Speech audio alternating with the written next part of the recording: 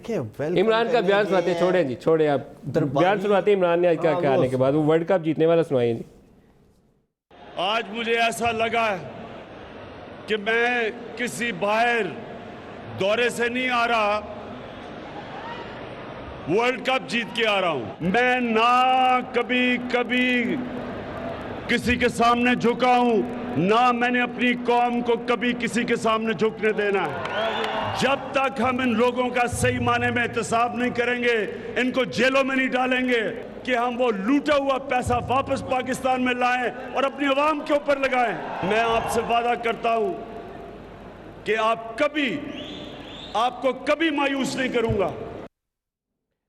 تو ڈار صاحب, یہ جاوید عباسی صاحب ہمیں بڑا تنگ کرتے ہیں, ان کو بھی جیل میں 4 دن وار ڈالیں ڈیالہ میں.